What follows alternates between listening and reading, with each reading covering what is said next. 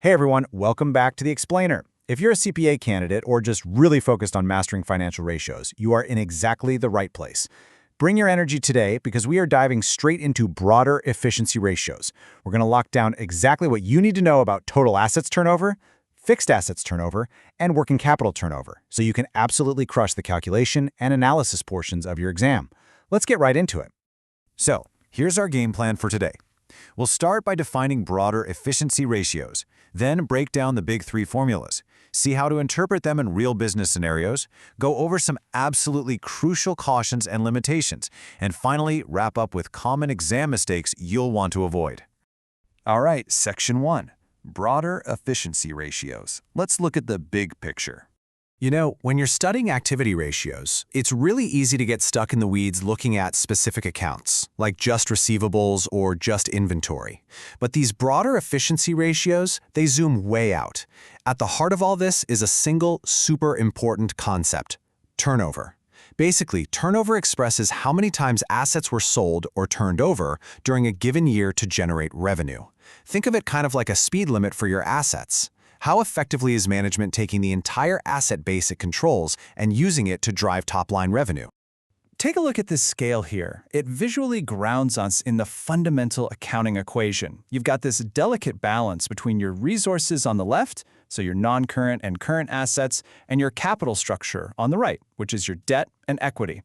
Broader turnover ratios are basically evaluating the left side of this scale. They tell us, hey, are those resources sitting over there actually justifying their existence by generating sales?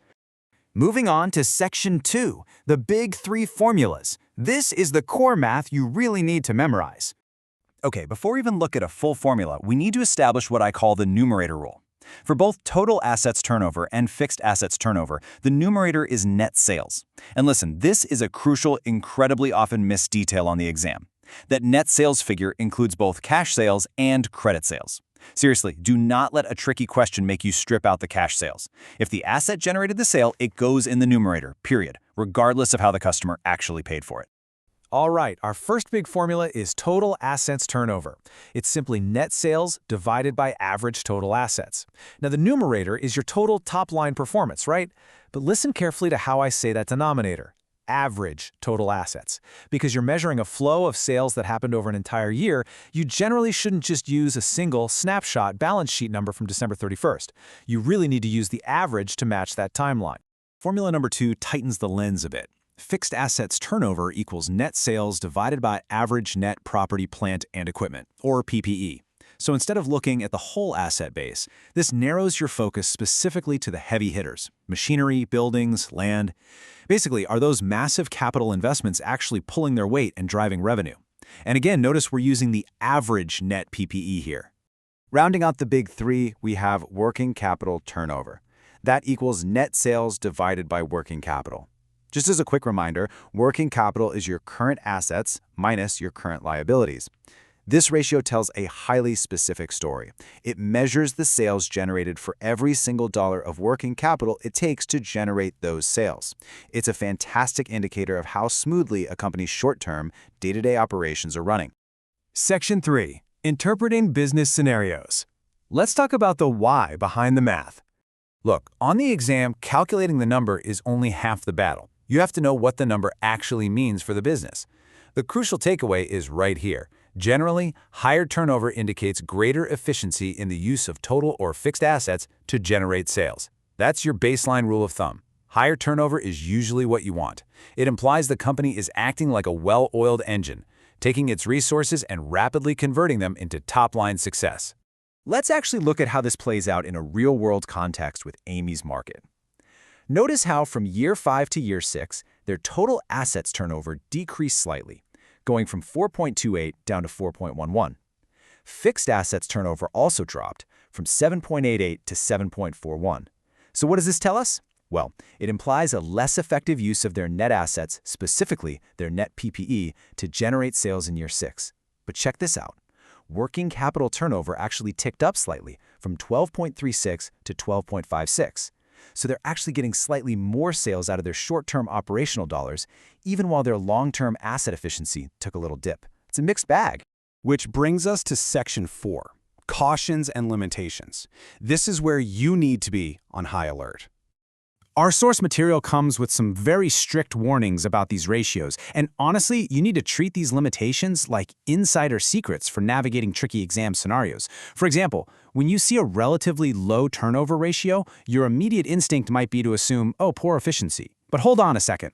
A low ratio isn't automatically bad.